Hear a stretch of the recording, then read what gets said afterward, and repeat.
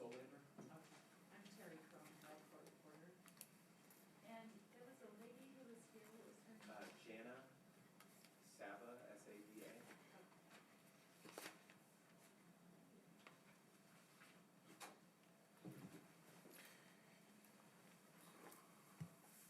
Oh, this is a high chair.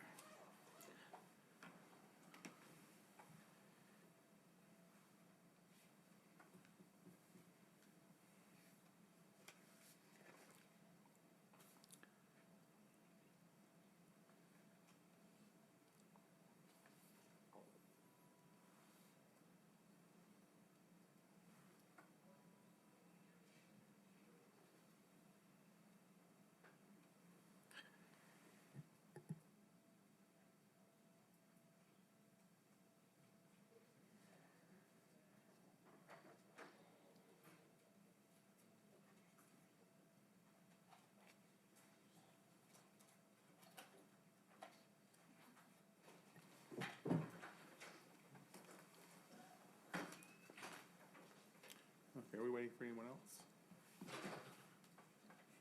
Everybody's here for the division? I'll be representing both the division you're and the doing that, office okay. today, and just to introduce the witnesses, the division has no lawyers in the building. Okay. I think we should be able to manage that this morning. Anything else before we start preliminary? No, thank you. Okay. Good morning. We're here for Public Service Commission docket 1935-9, the application of Rocky Mountain Power for approval of the Master Electric Service Agreement between PacifiCorp and Utah Refractories Corporation. My name's Thad LeVar, and I'll be conducting the hearing today. Do you want to make an appearance for Rocky Mountain Power? Yes, thank you, Chairman LeVar. Daniel Solander, representing Rocky Mountain Power, and I have with me at council table Jana Saba, Regulatory Affairs Manager for Rocky Mountain Power. Okay, thank you. Mr. Moore? Robert Moore, I'll be introducing the witnesses for both the division and the office. Here at council table, with the division is David Williams, and with the office is Cheryl Murray. Okay, thank you. Anything else we need to address before we go to Mr. Solander and Ms. Saba? And is there any objection from you, the court reporter, if everyone just sits at their tables today? Okay. Mr. Solander? Thank you. Would like to call as our first witness Jana Saba. Okay, Ms. Saba, do you swear to tell the truth? Yes, I do. Could you please state and spell your name for the record? Yes, my name is Jana. It's J-A-N-A. Last name Saba, S-A-B-A. And what is your place of employment? I work for Rocky Mountain Power. And as the Regulatory Affairs Manager, did you assist in preparing the application in this docket as well as the company's reply comments? Yes, I did. And have you prepared a summary of those comments? Yes, I have. Please proceed. Good morning, Chair LeVar and Court. On March 13th, Rocky Mountain Power filed an application for approval of a Master Electric Service Agreement, or a MESA, between the company and Utah Refractories. Utah Refractories is a customer located in Lehi, Utah, that takes service under Schedule 9A. The company is upgrading the transmission facilities from which Utah Refractories takes service from 46 kilovolts to 138 kilovolts. The cost to upgrade the substation facilities to allow the customer to take service from the 138 kilovolt transmission line is cost prohibitive. Therefore, the new MESA allows Utah Refractories to remain on Schedule 9A with automatic renewals each year. The other terms of the agreement are consistent with the standard MESAs the company uses typically for Schedules 6 and 8 customers. In its comments, the division recommends that the commission approve the MESA between the company and Utah Refractories with the condition that if 5 years from the date the commission approves the Refractories MESA, Utah Refractories is still a customer of the company's, receiving service under Electric Service Schedule 9A, the MESA be reviewed again to determine whether or not it is still appropriate for them to be on Schedule 9A. Similarly, the office recommends that the commission approve the MESA with the condition that it be modified to include a provision that if the Refractories MESA is renewed annually The company must request approval after 5 years. The company agreed to these conditions in its reply comments. We have contacted the customer, and they are okay with the term added to their MESA. We are in the process of getting that addendum signed by the company and the customer. At this time, I would suggest that I would respectfully request that the commission approve the MESA contingent on this requirement being met, and the company will make a compliance filing once we have executed the addendum and file that with the commission, if that works for parties.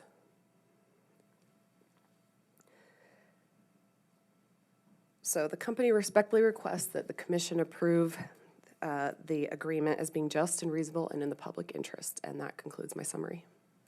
And what would you anticipate the time frame for making that compliance filing to be, Mr. Saba? It should not be too long. We are just working around vacation schedules, being that it's July or almost July. So I would say no more than 30 days. Should be sooner, but Does that conclude your testimony? that does, thank you. Thank you. Ms. Saba is available for questions from the commission or the parties. Okay, thank you. Mr. Moore, do you have any questions? No questions.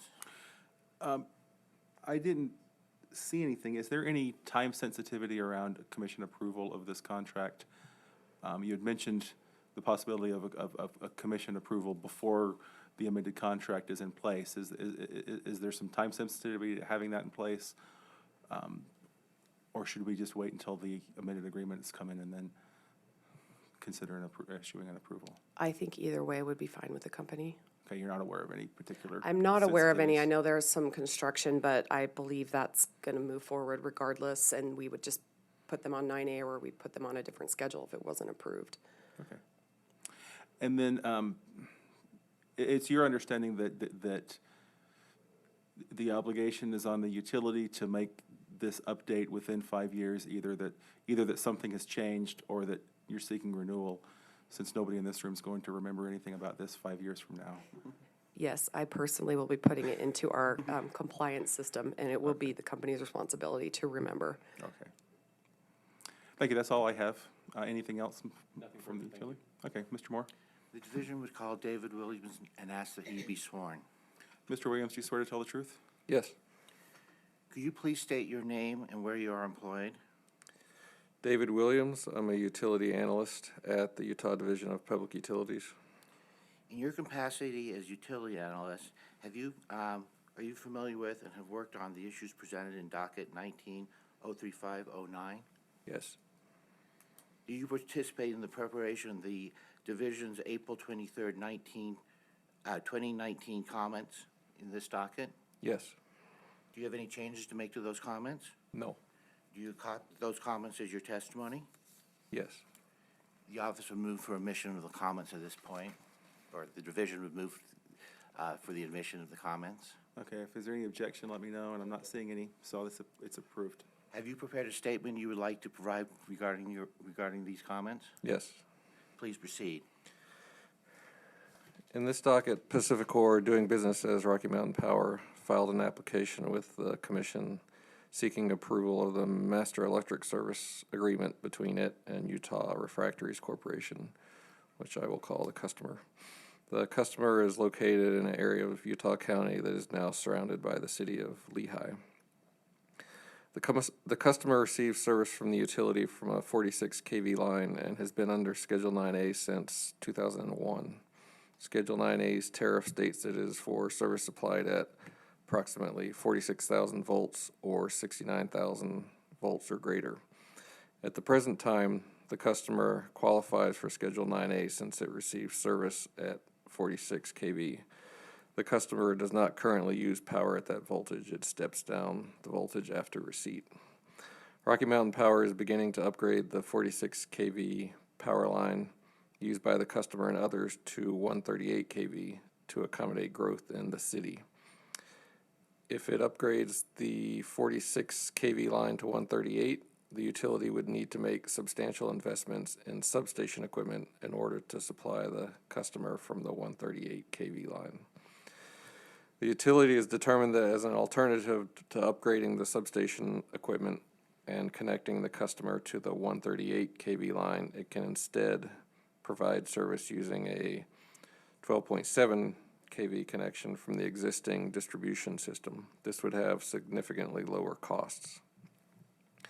The division recognizes that these are unique circumstances, especially given the possibility that the customer's property could someday be annexed into Lehigh. The division believes that it is reasonable and in the public interest to allow a period of grandfathering of service under Schedule 9A for the customer.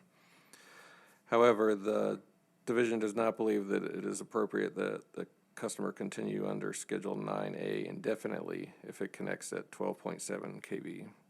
Therefore, the division recommends approval of the contract with the condition that 5 years from the date the commission approves this agreement, if Utah Refractories Corporation is still a customer of PacifiCorp receiving service under this agreement, that the agreement should be up for review by the commission and reapproved at that time, only if appropriate.